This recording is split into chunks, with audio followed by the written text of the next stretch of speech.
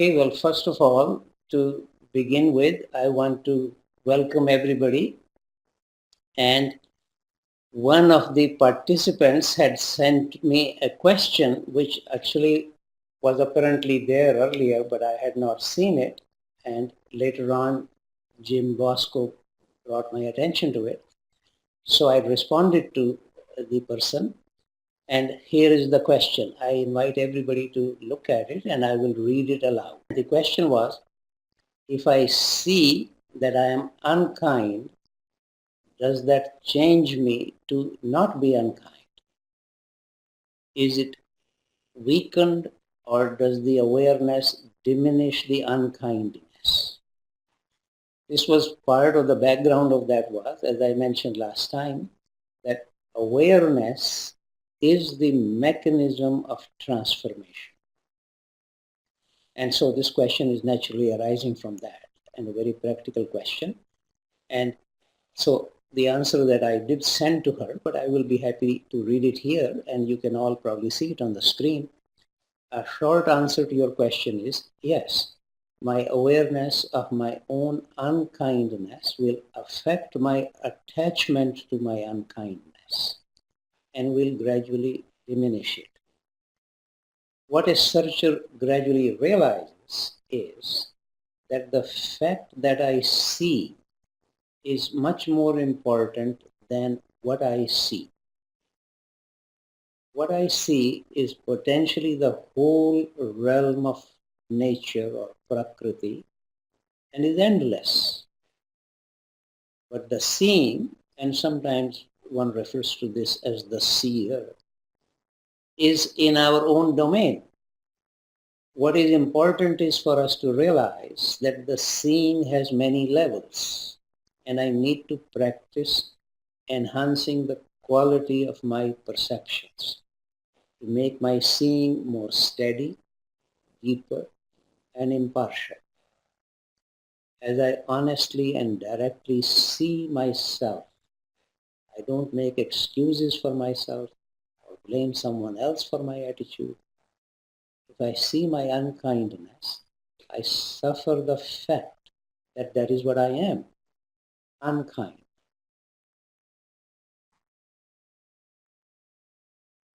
At the same time, I also don't need to shortchange myself. That is not all that I am. If I can remember that even in me there is a particle of divinity, and that part wishes me to be free of my unkindness. A very helpful comment of St. Augustine: our soul cannot be at rest until it is stayed in God. It is always helpful to think of an iconic figure. We can be sure that if the Buddha or the Christ were seen, the quality of their perception is going to be subtler than the quality of my perception. That immediately indicates to us that there are levels and qualities in every activity and in every trait. In principle, as the quality of my perception is enhanced, the effect it has on what is being perceived is enlarged. So I had written this in an email to her, but Jim Bosco felt it'd be good for everybody to both hear the question and the response. So it was really his suggestion to put it on the web here right now. So, but it is a very serious matter. I know we always have the impression that somehow some other mechanism will transform us. And it is worth repeating it again and again.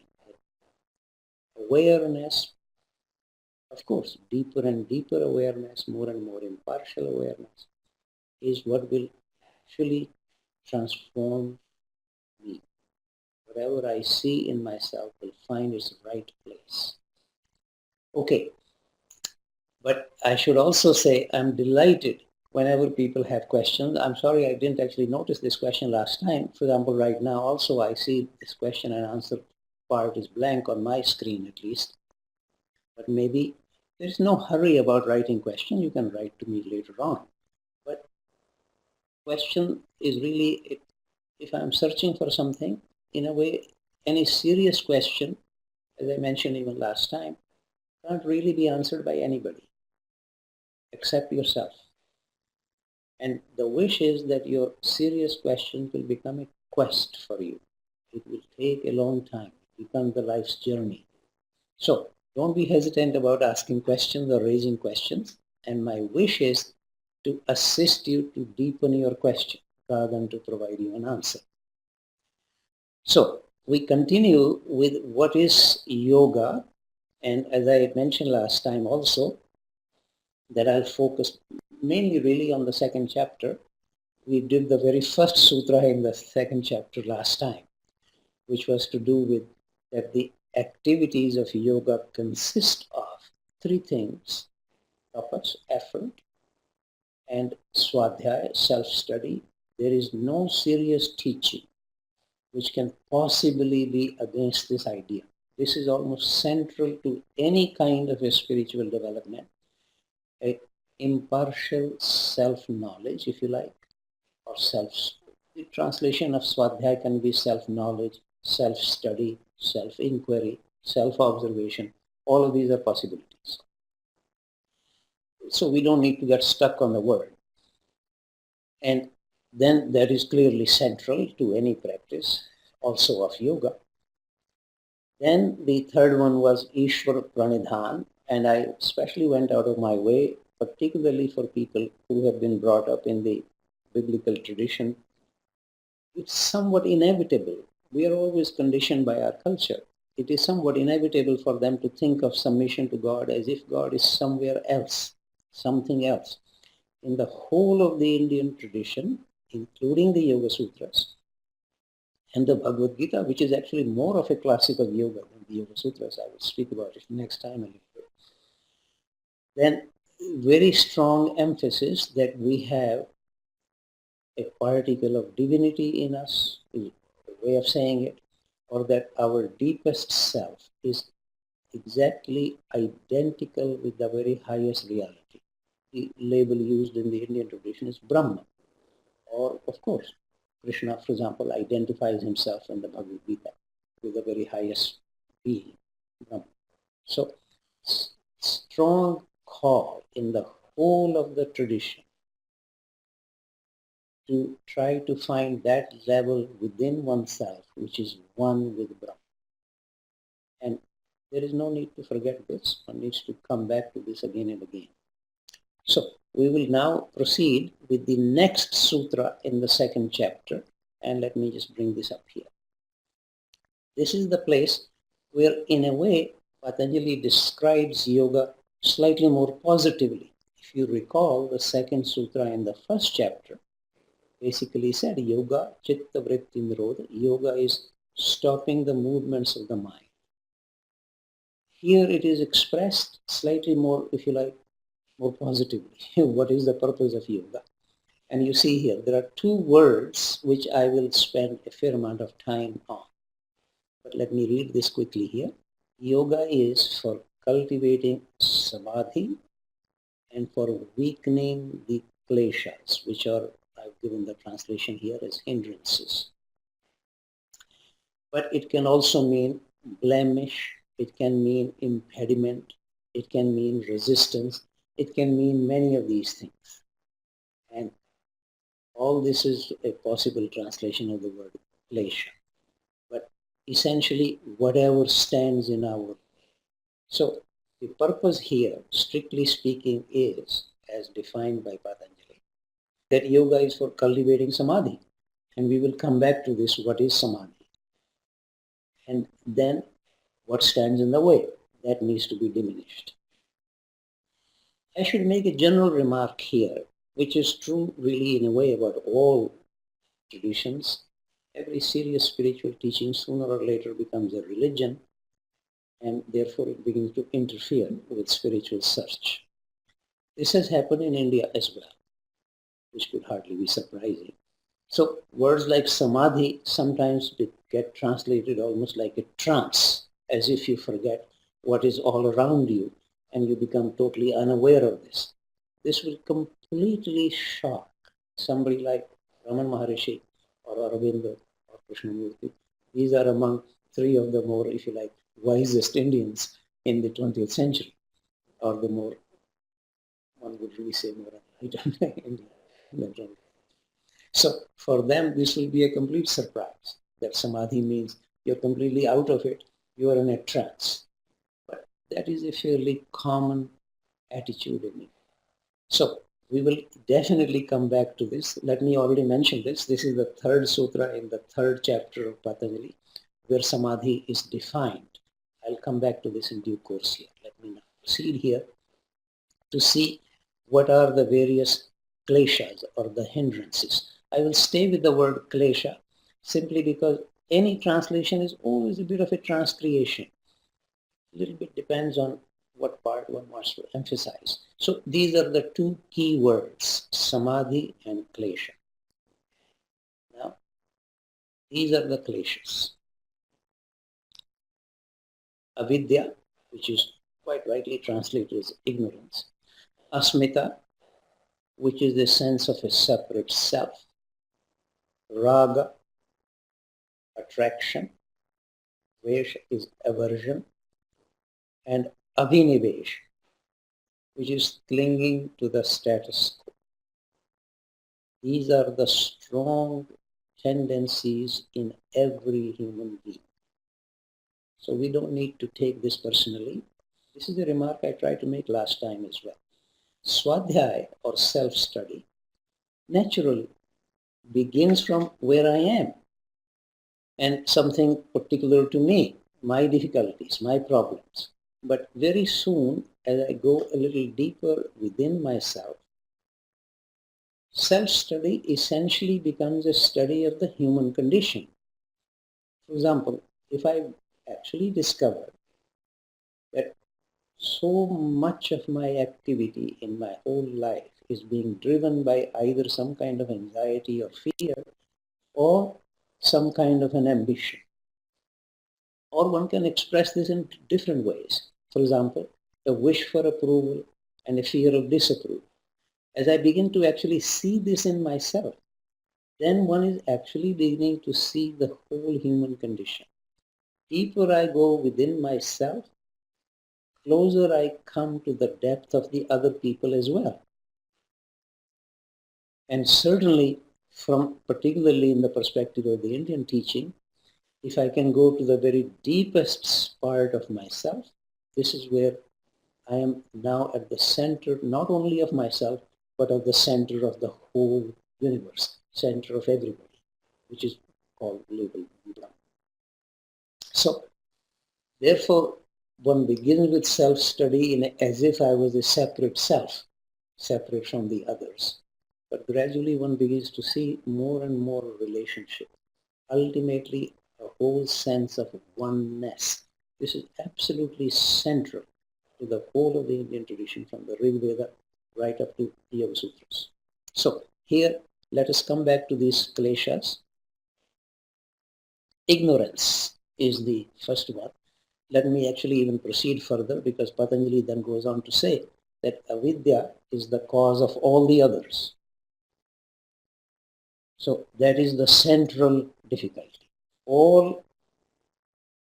There is, as far as I am aware, there is no exception to this with any of the sages in India, from the most ancient to the most contemporary.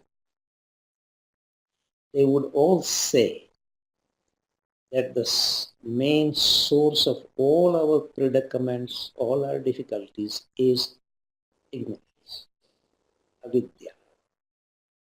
Just a little bit to remind you, because it's sometimes, especially I'm assuming that the majority of the people participating in this webinar have more or less a Judeo-Christian background. Even if you may not be practicing anything, just like people in India may not be practicing anything, but they are still influenced by their culture. That in the biblical tradition, the root cause of all our problems is not ignorance. It is the disobedience of the will of God. And it began with Adam in the Garden of Eden. Therefore, he was expelled. And therefore, consequently, precisely because we are all children of Adam, this becomes the doctrine of original sin in Christianity. Therefore, we inherit a sin by the mere fact of being born. This will completely surprise anybody in India. I will come back to this again, this idea. So this is a very important, already a great difference between the general Indian perspective and the general biblical perspective.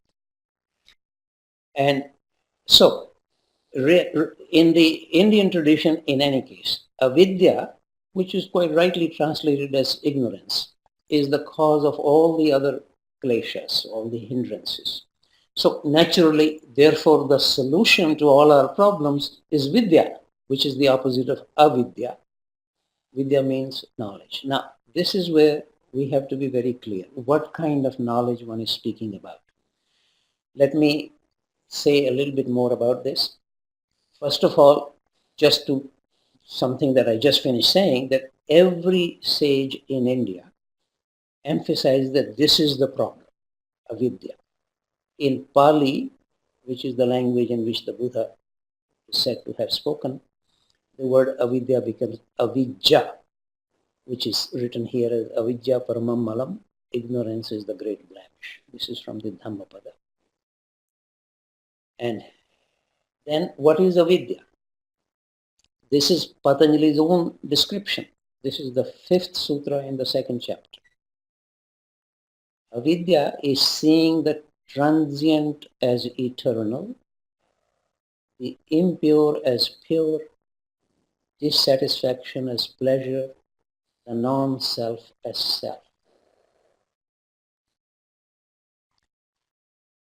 In fact, in a fair amount of the Indian tradition, the very last part is more emphasized than anything else. That our main difficulty is that we don't know who we really are, and that we regard ourselves to be something which is transient. For example, if I think I am primarily my body, which by the way, we should not so easily dismiss this idea, this is the standard contemporary scientific point of view, that when the body dies, that's the end.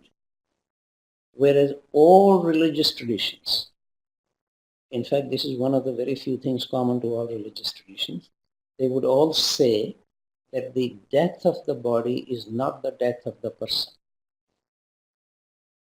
That there is some other element, which one would generally call spiritual element, soul, which does not die when the body dies.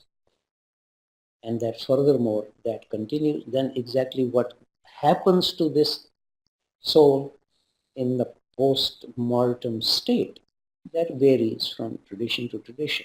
But they all agree that the death of the body is not the death of the person. And therefore, what is my real self is almost by definition, according to these traditions, is not the body, which is transient. Whereas something that is spirit is eternal, everlasting. And so that becomes really the main emphasis, as a matter of fact, in most of the tradition, in fact, in Patanjali as well, that to not be aware of one's real self, that is the real avidya, that's the real ignorance. But the other things are also there, it's good to keep in mind. Now, the kind of knowledge that is being spoken about is clearly not what we ordinarily would call knowledge. For us modern people, quite rightly, that's my own background in physics, science has become the paradigm example of knowledge. It is silly to be, in any sense, to be against that. But that is not the kind of knowledge that Patanjali is speaking about, or any of the sages who are speaking about vidya that will liberate one, that will bring one to real understanding of who I really am. That's not the kind of knowledge they're speaking about. So I've gone back to the first chapter here to quote to you. This is the 49th sutra in the first chapter. The knowledge obtained in this state of consciousness, which is the state of right order, Ritambhara, if you are interested, The previous sutra to this says Tatra Prajya Ritambara. There the mind is full of order. So in that knowledge obtained in that state of consciousness is different from the knowledge obtained by testimony, which is what scriptural knowledge is. Somebody says, this is what the Buddha said, or this is what Christ said. It's by testimony. Or by inference, because that's what we largely do in the sciences. We observe certain things, then we generalize it. So by deduction or by induction. So scientific or philosophic or scriptural knowledge is not what is being spoken about here. This is the important thing to emphasize here. Nobody is against any of that. Certainly nobody in India, in any of the sages, were against scientific knowledge. There never was a trial of some scientists just because they produced some knowledge which disagreed with the scriptures. So it is important to keep this in mind, that the kind of knowledge Patanjali is speaking about, the word knowledge, we end up using it just because we don't have any other. But here are 4 words in Sanskrit. Almost always they get translated as knowledge. And I will take a minute to speak about each one of them, just to give you some notion. For example, the word vidya gets translated as knowledge, but just as it will be helpful for you to realize, you can go to a big dictionary, English dictionary, that the English word video as well as vision is etymologically derived from this Sanskrit word vidya, which already indicates to us what kind of knowledge we are speaking about. It's a knowledge which has to do with direct perception. Not, as I think it's almost useful to remember that this is practically the definition of a sage. A sage says what he or she sees, not what he thinks, not what he reads, not what he is deducing from something or the other, which is why we have this very classical remark about Christ, actually, in one of the Gospels. He spoke as one with authority, not as the scribes do. See, that authority comes from the direct perception. So that's the real meaning of vidya. Gyan, which by the way in North India is generally pronounced as Gyan, is cognate with the Greek word gnosis, from which we get the word like Gnostic Gospels, which are again speaking about a subtler kind of knowledge, which of course, as you know, were declared non-canonical precisely because that subtler kind of knowledge required a lot of practice, or as Patanjali would say, lots of abhyas, a lot of vairagya, and a lot of swadhyaya, tapas, etc. All the things that we have been speaking about earlier. Bodhi is also often translated as knowledge, but it has the same root as the word Buddha, which is to say somebody who is awake. By inference, naturally, it means that in general most of us are asleep. And so Bodhi is much more to do with awakening, with discernment. So it's not just ordinary kind of knowledge. Prajya or Pragya, some of you may know a very classical text in the Buddhist tradition is called Pragya Parmita, often translated as wisdom of the other shore.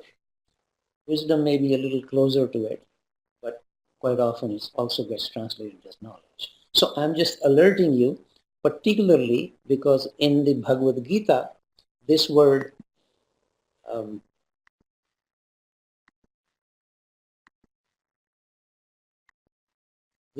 gets much more used rather than vidya.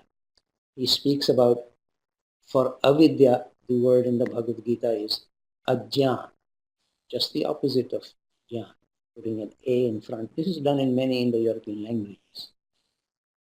Okay, so what we are speaking about, therefore, is a very different kind of knowledge. That is important to keep in mind. And again, let me keep emphasizing this.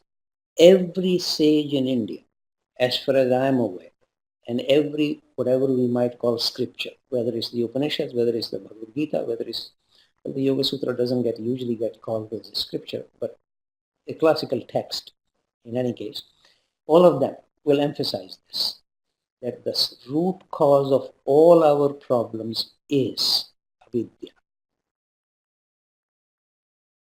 Okay. Therefore, a call towards a subtle or subtler knowing. I myself got stuck. I keep using the word knowledge just because we don't know what else to do here. The other klesha is asmita. This is almost as if this is the first product of ignorance. Literally, the word asmita means I am this or I am that, which is a way of, from the whole reservoir or the whole ocean of being, I take a fraction of it and I say, this is what I am. For example, supposing I say, I'm a professor. I'm also a father. I'm also a son. I'm also a lover. I'm also a consumer. All those are still something defined. But maybe I also have a particle of divinity in me. Krishna repeatedly says in the Bhagavad Gita that he's seated in the heart of everyone, in the mind of everyone, and in the body of everyone. So why not? He's also in my body. So am I just a professor? So one needs to come back to this again and again, that to say I am this, whatever that this may be, is separating myself from the whole ocean of being, and therefore moves me away from the relationship with the whole, with the oneness of all there is. That is so central to the whole of the Indian tradition. Oneness, ekatvam in Sanskrit. That Asmita is the cause of that sense of a separate self. Now, completely technically, this is how Patanjali describes it. Asmita is the misidentification of the power of seeing with what is seen. Just to remind you all, I don't know whether I got a chance to speak about it very much. Purusha, or the whole dimension of consciousness, that is the power of seeing. Sometimes it gets translated as a seer, but Patanjali explicitly says seer is essentially the power of seeing. So if I identify that with something that I can see, for example, I can see my body, I can see something else, I can see something, let us say I wrote a book, I can look at it.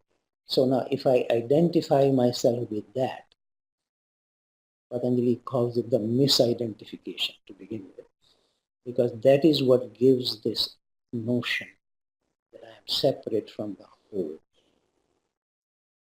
So that's a very more technical way of describing what Asmita is. But the whole notion of a separate self, that is essentially what we are talking about when we speak about Asmita. Then the next one is,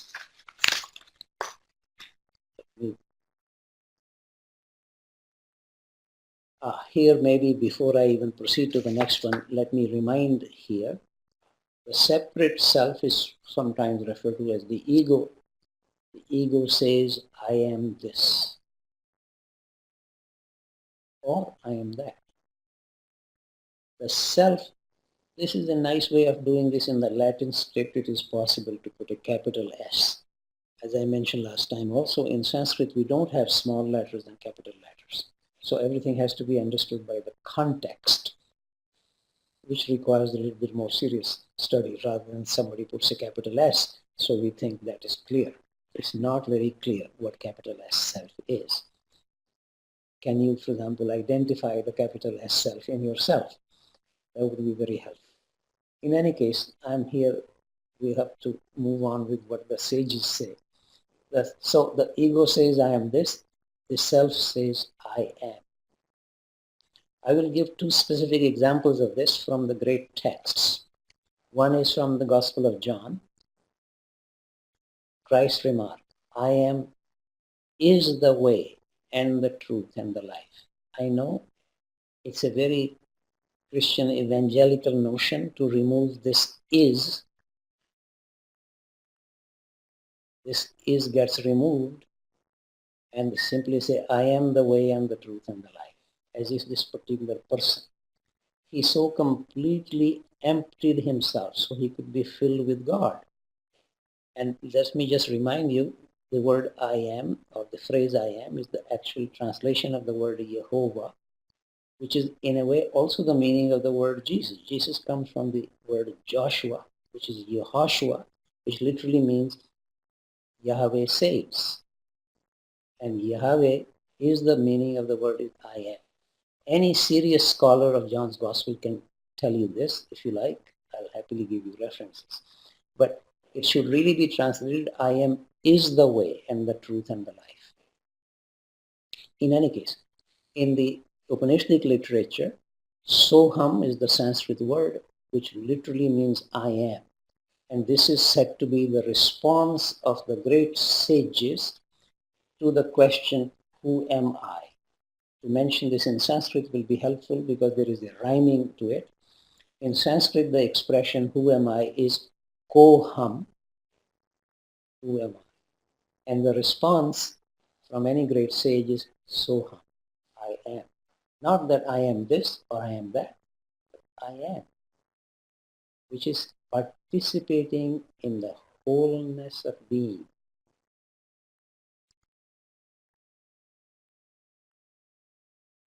And that is really essentially the distinction between the ego and the self.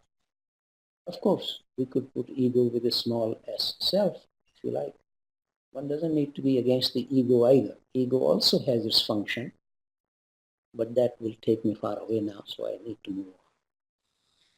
Now, we move on to the next klesha, which is actually the next two are usually coupled together, partly because they are somewhat symmetrical.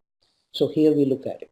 Raga arises from dwelling on pleasant experiences, and dvesha arises from clinging to unpleasant experiences. And Patanjali is saying that these are great blemishes or great hindrances. Quite often, raga and dvesh are translated as like and dislike. And I like something, I don't like something. Any serious searcher very soon realizes that what I need to do is what I need to do, whether I like it or I don't like it. That liking, disliking is totally irrelevant. In fact, it is said, some of these things are in the tradition, whether it was actually said by the Buddha, we don't know. But it is said that the Buddha never did anything that he liked. I don't believe this means that he disliked everything he did. Essentially, it means that he was free of any like and dislike. This is also very much emphasized in the Bhagavad Gita or in any other serious teaching. One doesn't have to go to the Indian teachings for this. Every serious teaching, sooner or later, has to first of all advise or instruct the student to be free of like or dislike. If I'm learning mathematics or physics and a professor gives me a problem to solve, I say, well, I don't like that. Okay, so I don't need to study. It has nothing to do with whether I like it or I don't like it. That's the usual translation of raga and dvesha, and that is not altogether wrong. But there is something more here, more serious, which is, read it again. Raga arises from dwelling on pleasant experiences, and dvesha arises from clinging to unpleasant experiences. Now, that is really a very perverse human situation, that we are actually clinging to unpleasant experiences. In fact, I invite you, this is actually going to be one of the exercises. If somebody admires you, or I can speak in the first person singular, occasionally somebody admires me. I feel about it for a little while. But 10 minutes later, I have no idea who this person is, what their name is. But if somebody humiliates me, calls me a son of a bitch or whatever else, that will stay with me much longer. We are more attached to our suffering than to our happiness. This may seem very bizarre, but I invite you to look at it yourself seriously. When I say attached to our suffering, doesn't mean we want to repeat the suffering. By attached, I mean we are stuck more with it. We are hammered more by it. It stays more strongly in our psyche than the happiness does. That's what I mean by being attached. In fact, among the contemporary sages, Gurdjieff was very strongly emphasizing this point, that a human being will give up anything, but will not give up his suffering. And I think there is much to be said for this. In fact, the whole profession of psychiatry and psychotherapy exists because we are attached to our suffering. Even if something happened to us at the age of 6 or 7 or 8, it can stay in our psyche for 30 years, 40 years. We are unable, therefore, to do certain things, maybe unable to have any decent relationship with the opposite gender, or to have a good job or whatever. Something interferes. What is it then a psychiatrist can do? If they are good at it, which is already a good if in my experience, but if they are good at it, at best, by various methods, by relaxing you, even by allowing you to more or less think about something in the past, etc., you can become aware of what caused the whole problem. And that awareness is what is able to transform something. As I said, even in the very first beginning today, in the response to the person who had asked that question, awareness is the mechanism of transformation. So, that we are attached to our suffering more than to our happiness may seem bizarre. But let me here also remind you that Krishna in the Bhagavad Gita has many different ways of more or less saying what is yoga. Here is one definition of yoga according to Krishna. And I have given a precise reference here. Chapter 6, Shloka 23rd. Dukkha Sanyoga Vyogam Yoga Sanyitam. Yoga is breaking the bond with suffering. That becomes practically the whole aim of yoga, because the reason for that is a very strong one.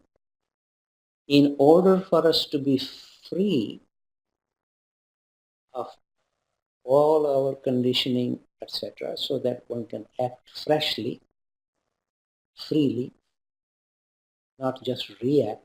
As I mentioned last time when I spoke about the law of karma, the first part of it is really basically as one is, so one reacts.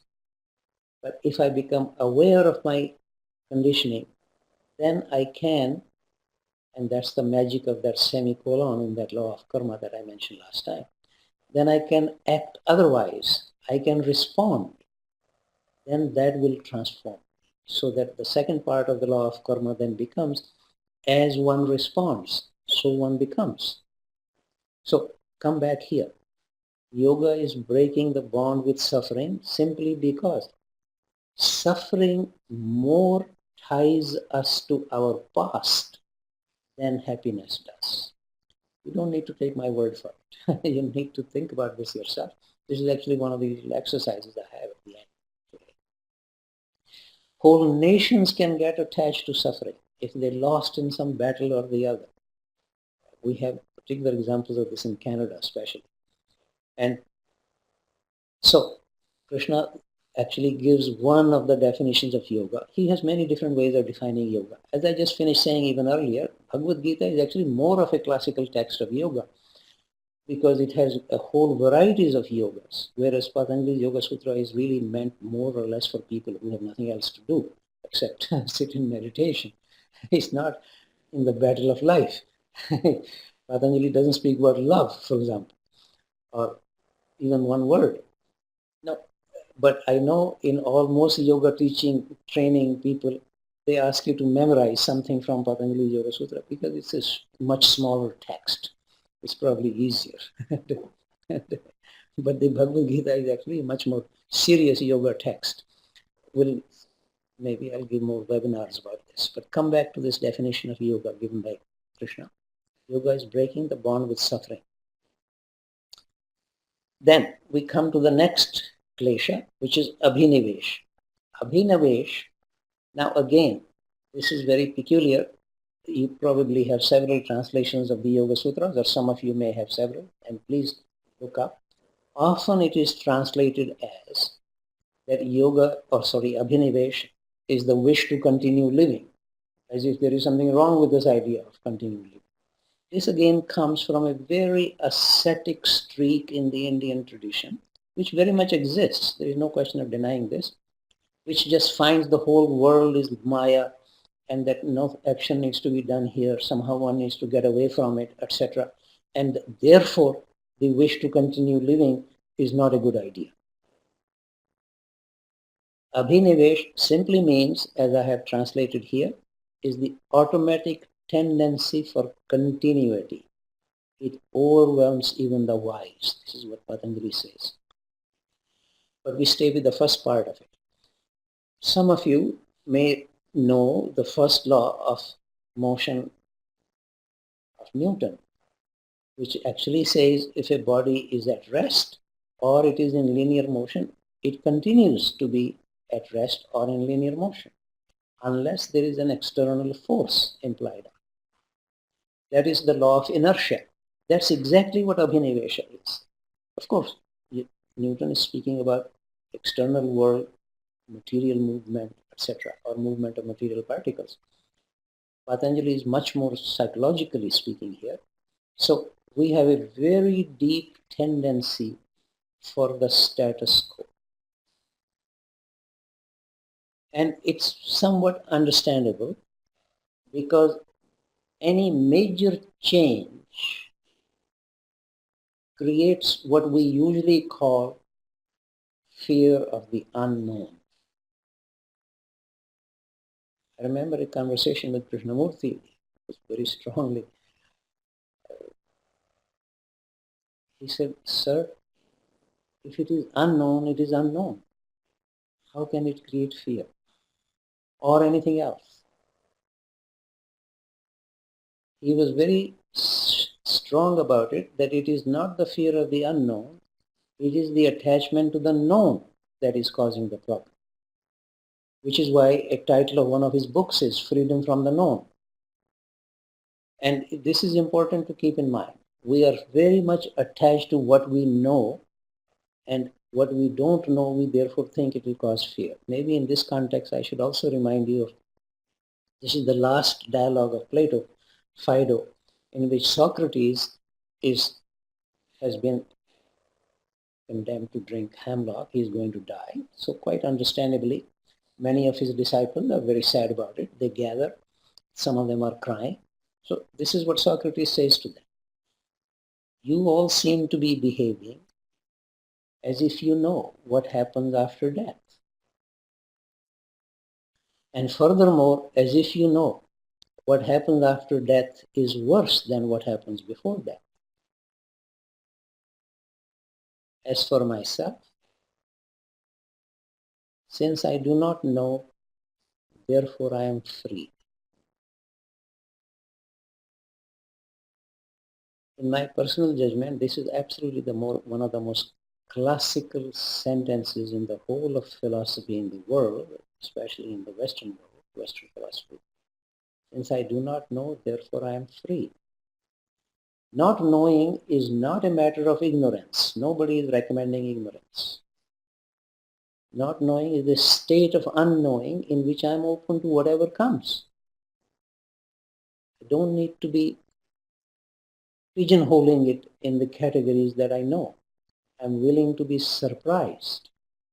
So abhinivesh is the automatic tendency for continuing the state I am in.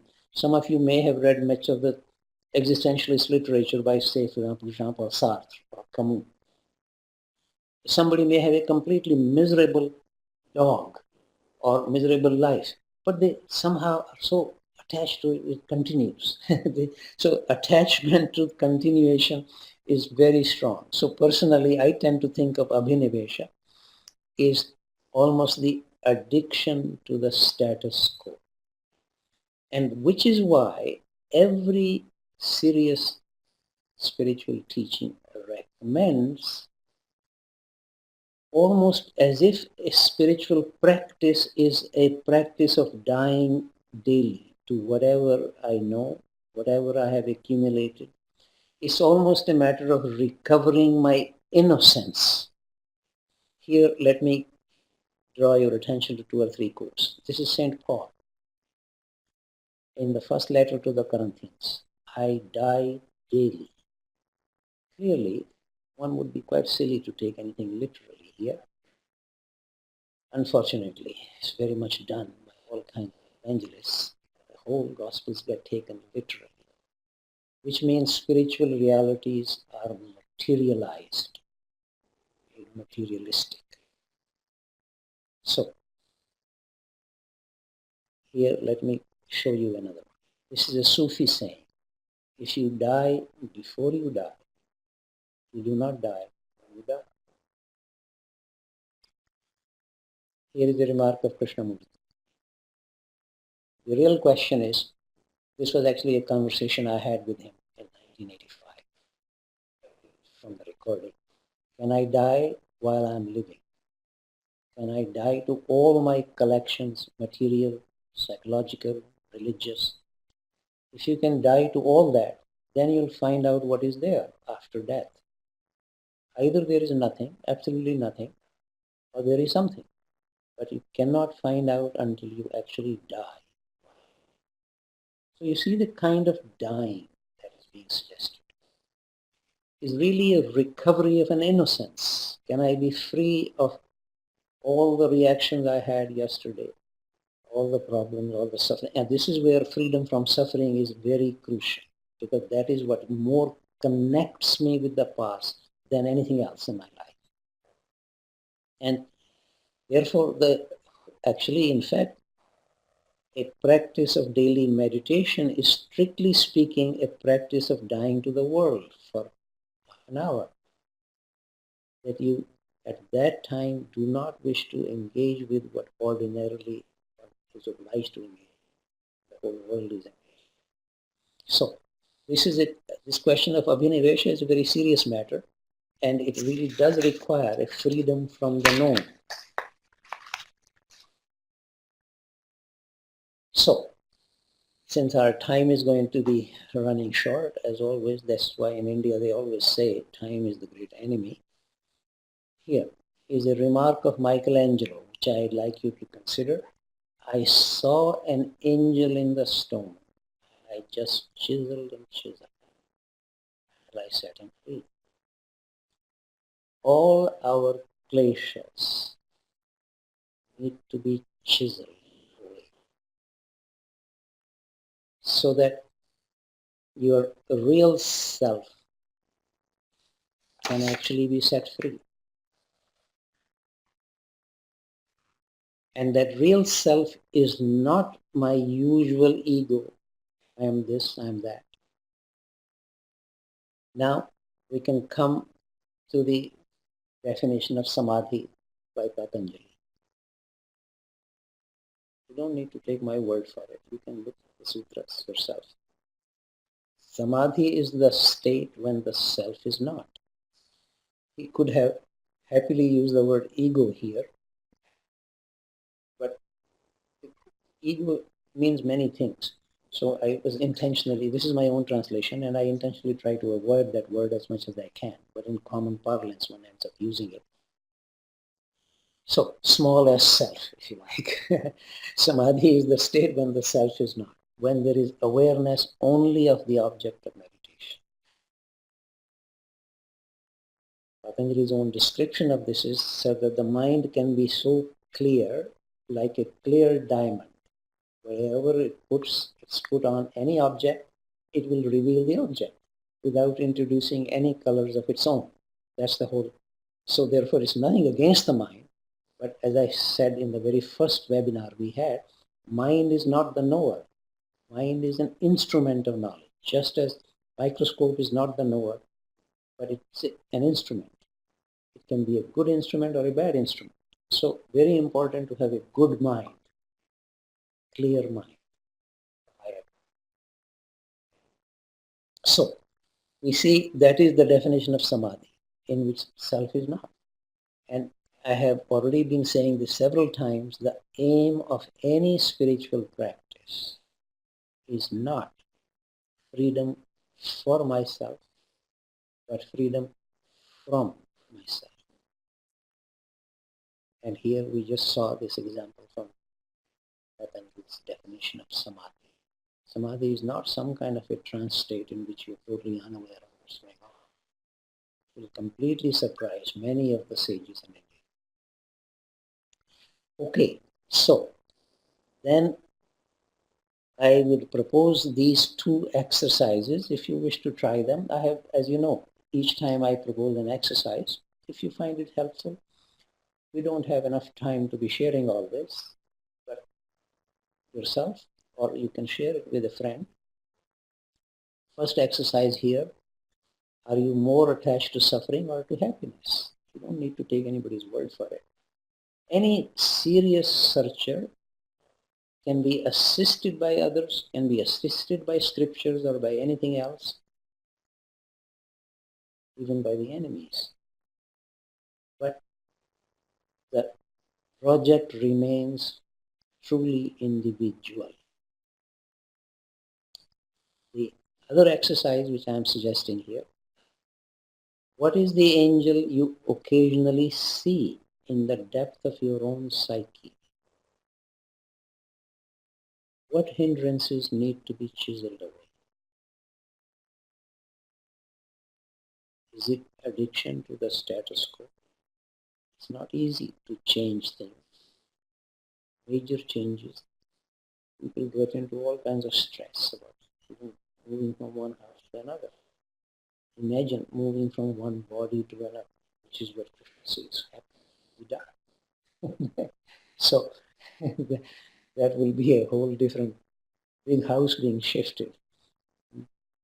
So those two exercises I am suggesting to you. Now, I should also say, I see that anybody can go to my website, which is simply ravindra.ca, not .com, .ca for Canada, good country. And there you will find many articles which you can read if you wish on different topics, and even lots of audio-visual items are listed there. You can easily either have the link to them or actually right there. So, and there is this other quotation here that you can, I don't know whether you see this here. Spiritual progress is when one becomes free not only of the knowledge which is inevitably from the past, but also from the need to know, which is inevitably entangled with a desire to predict and control. Just as there is a state of non-action, which is not a state of inaction, similarly, there is a state of unknowing, which is not a state of ignorance. This is very important.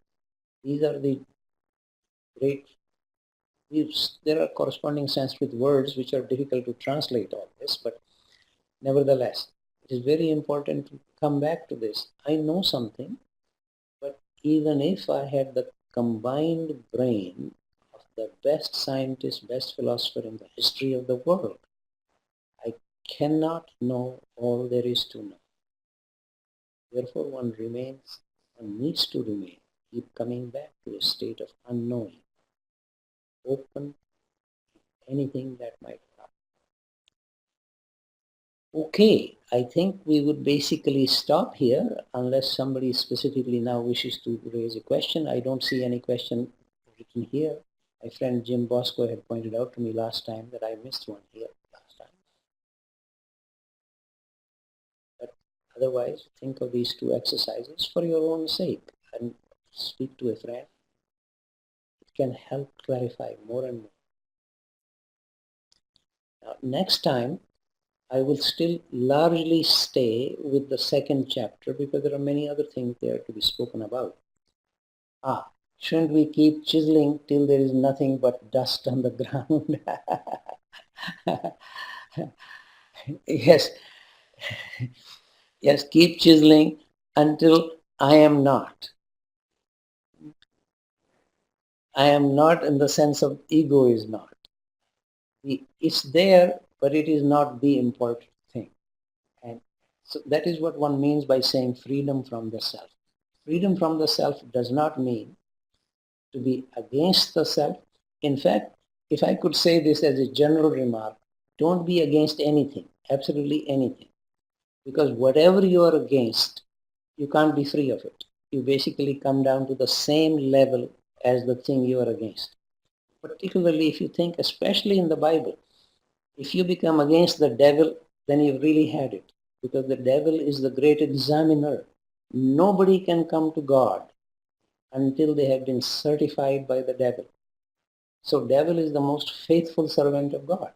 So in your own case, if you actually see something that you need to be, you feel that you want to get rid of it, no, watch it, see it, don't be against it. Study it almost with affection. Even the devil. This was the great enlightenment of the Buddha.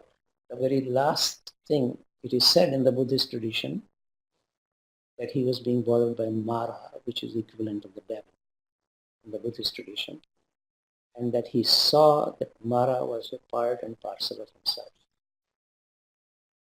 These also are. Okay, thank you very much.